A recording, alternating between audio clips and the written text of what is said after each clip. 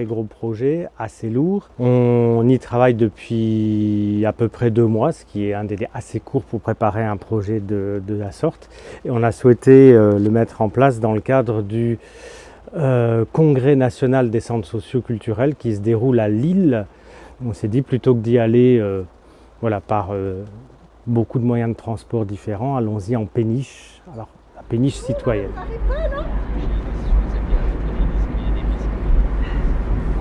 Il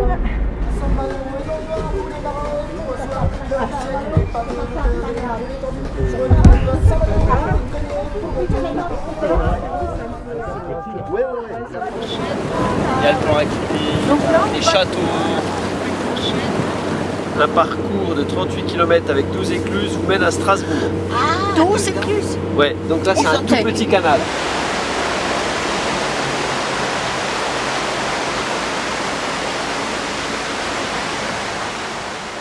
Ensuite, le passage des écluses, quand on n'a pas l'habitude, ça peut faire peur. Mais au final, c'est relativement facile, il faut rester bien concentré. Dès qu'on a l'autorisation de passer, on peut se rentrer dans l'écluse. On s'amarre sur les côtés pour éviter que le bateau bouge un petit peu dans tous les sens. On a des cordes sur le bateau, on doit accrocher autour de vitres en métal et on doit tirer pour tenir le bateau.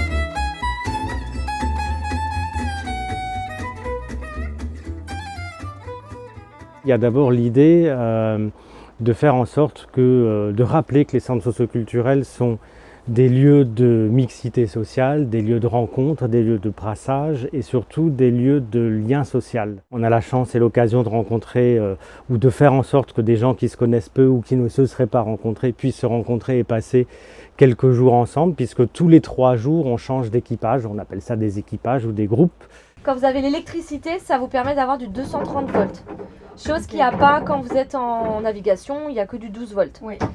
Oui, donc ça va être pour vous. Ça, c'est le code en fait, c'est le ponton 2. Donc c'est le code d'accès pour rentrer.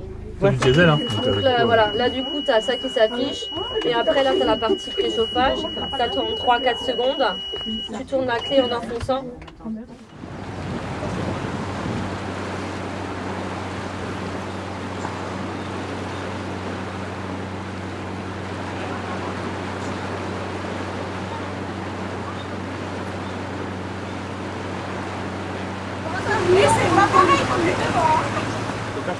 L'action amène vraiment au rapprochement de façon très courte dans le temps.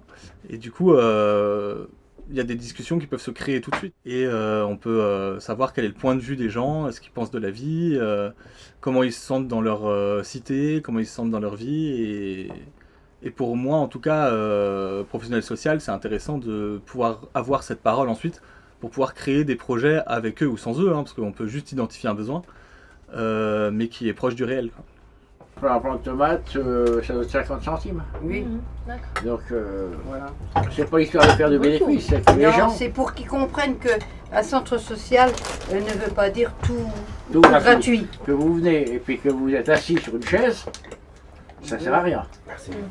Une MJC, c'est plus structuré que l'association où on était nous, parce que nous, on faisait, je dis pas qu'on faisait ce qu'on voulait, mais on savait ce qu'on allait faire. Ouais. Le droit de manifester bloque le pays par Non, c'est une minorité. conséquent. C'est la minorité qui je trouve quand même que du coup, c'est pas prendre en compte l'intérêt. C'est ça, commun. pas là pour casser. Moi, je suis contre la violence, je suis pour la geste de pouvoir faire d'une façon ou d'une autre.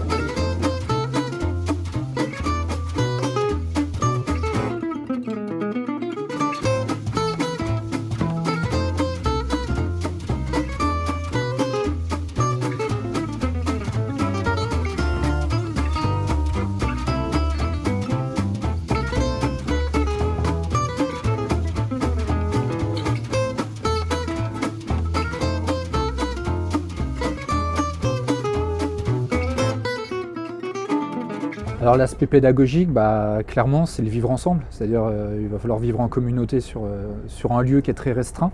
Et du coup, ça va être aussi une organisation de ce qu'on peut retrouver dans ce qu'on appelle le vivre ensemble, les tâches ménagères. S'organiser en fait pour que chacun trouve sa place et que chacun puisse aussi avoir un rôle différent à bord du bateau.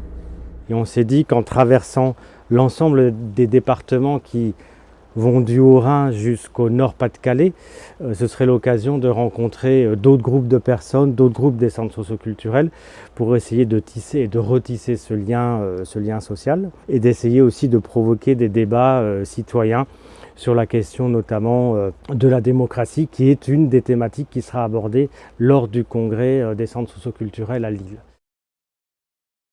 J'en attends surtout qu'il y ait beaucoup d'échanges, beaucoup de paroles, beaucoup d'échanges.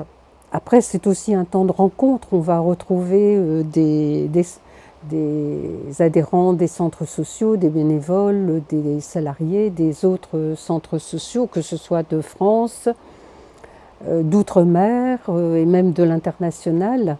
Il y aura vraiment un grand mixage de personnes et ça, c'est toujours très enrichissant.